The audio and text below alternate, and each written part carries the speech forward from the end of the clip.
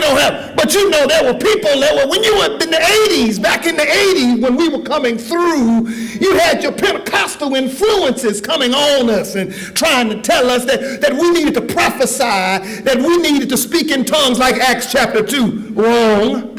Amen. Good teaching, good teaching. There's some people who add some confusion to church. Mm-hmm. You remember the Charlie Brown cartoons? Y'all remember Pigpen? He had that little cloud going around. Y'all remember Pigpen? Come on now, don't act like you ain't seen Pigpen. Y'all remember? Oh, but maybe you don't remember Pigpen, bro? You never looked at Charlie Brown. Let me tell you about Pigpen. The pig pen was so dirty that the dirt kept it just hovered around him like a little cloud. He would just walk around and dirt would just be levitated around him, following him everywhere he went. Barbara, there's some folks, confusion travels like pig pen's dirt. It travels around them wherever they go. They're getting confused. You can't even serve them a plate on church anniversary day in the parking lot without confusion starting. 1 Corinthians 14 is an expose that at the very least, it lets us know that God wants believers to know what he is not.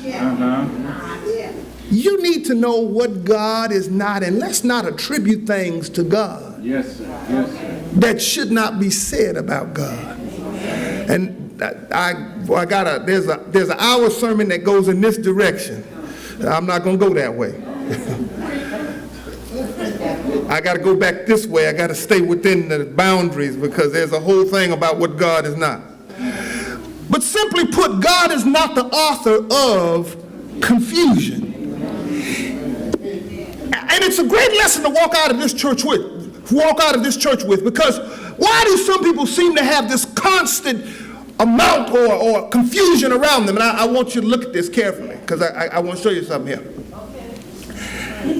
Now, it's certain that some people seem to invite confusion into their life on a 24/7 basis. They're on the variety of that. And you wonder why. And these three men on the slide up here have something in common. They spent a lot of time in jail. However, above spending time in jail, they have something even greater in common. They all share the first and same last name. Every one of these men is named Dwayne Fisher.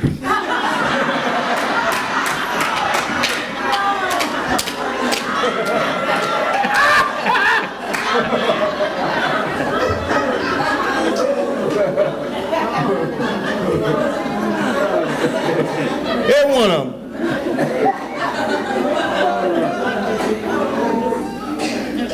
And none of them is my sons. Every one of them named Dwayne Fisher. Now let me tell you, Stan, what happened, what had happened was, I was going down Sacramento. It was raining one day, hard.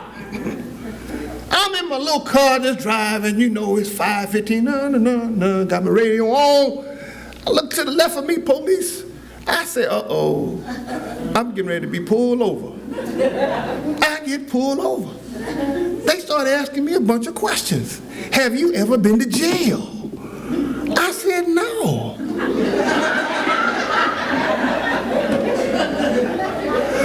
Here I am, I'm driving, and at the Berkeley curve right there at IKEA, it ain't too much place to stop there. I got pulled over on the freeway with commuters in the car.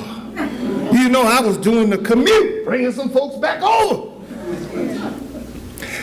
Police pulled me over, looked at my tags, brought my license back. I said, sir, did I do anything? No. Have you ever been to jail before? I'm starting to wonder now, why do people think I've been to jail? thank God for the internet. I started looking up Dwayne Fisher in jail. And this is what I came up with.